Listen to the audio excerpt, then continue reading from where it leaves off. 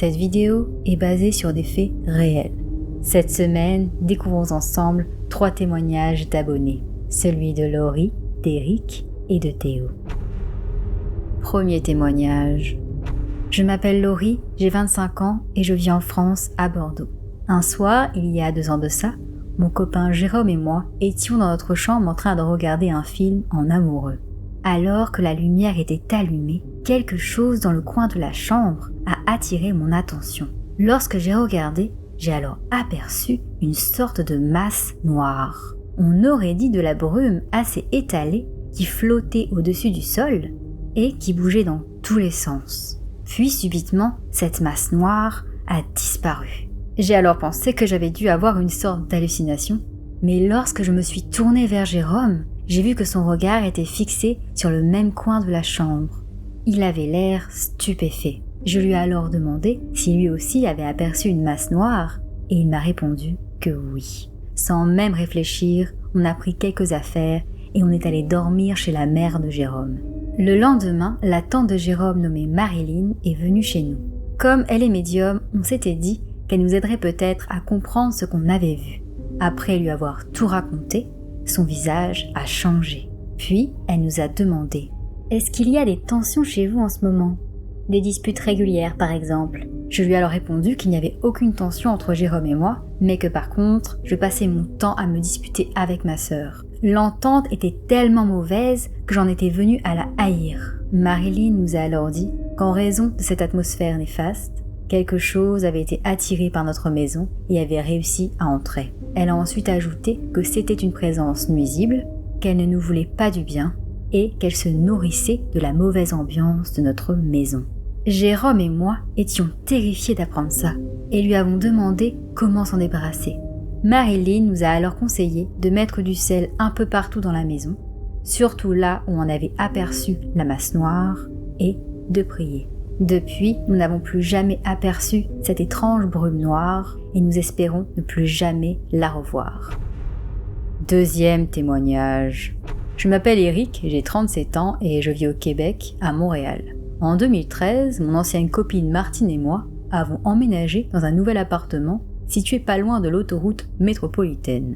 Dès la première nuit, j'ai fait un cauchemar. Une vieille femme se tenait devant la porte de ma chambre et souriait.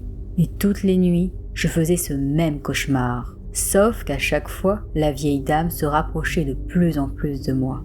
Une nuit, alors que je faisais encore le même cauchemar, la vieille dame m'a attrapé le bras et d'un regard froid, elle m'a dit « Je veux être toi ». Le lendemain et les jours qui ont suivi, je me suis senti différent. J'étais très énervé et limite agressif. Martine, mon ancienne compagne, trouvait mon comportement étrange et avait de plus en plus peur de moi. Un soir, nous sommes allés voir un film au cinéma. En rentrant chez nous, nous avons vu que toutes les portes des meubles de la maison étaient grandes ouvertes, même celle du réfrigérateur. Au début, on a pensé à un cambriolage, mais rien n'avait été dérobé. Quelques jours plus tard, les cauchemars ont repris. Sauf que cette fois-ci, la vieille femme avait pris possession de moi et voulait me forcer à étouffer Martine avec un oreiller. Je me suis réveillée en sursaut et en ouvrant les yeux, j'ai alors remarqué que la porte de la chambre était ouverte. Puis, j'ai aperçu au bout du couloir devant une fenêtre, une ombre. J'ai alors foncé vers le couloir, mais une fois arrivé, la silhouette n'était plus là. Le jour suivant, n'en pouvant plus, j'ai appelé le propriétaire pour suspendre le contrat de location. Et à mon grand étonnement, il a accepté. Quelques jours plus tard, on a pu emménager dans un nouveau logement, un peu plus loin sur la même rue.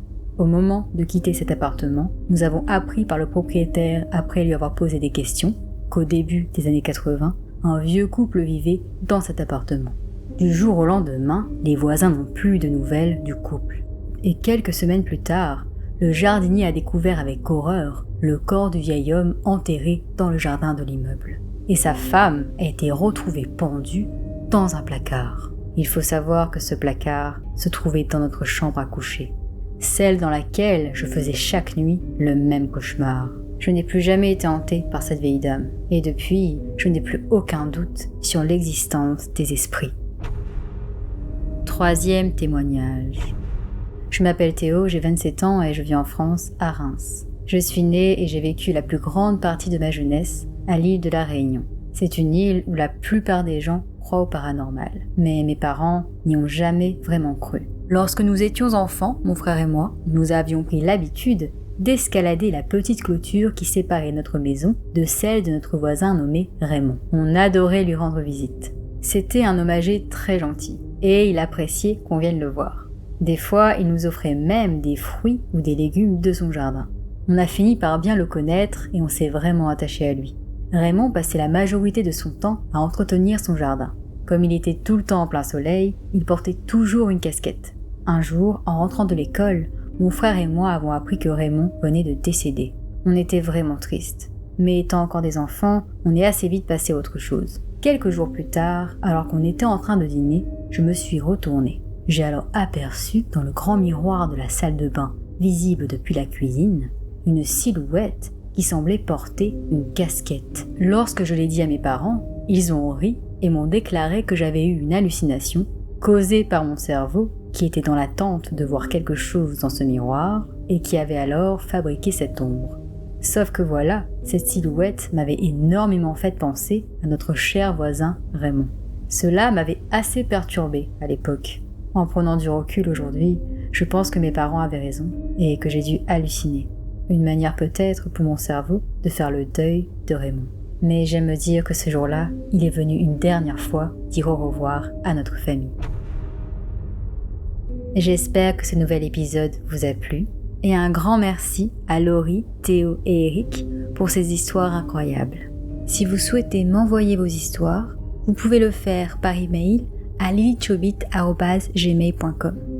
Rendez-vous très bientôt pour de nouvelles histoires flippantes. En attendant, faites attention à vous.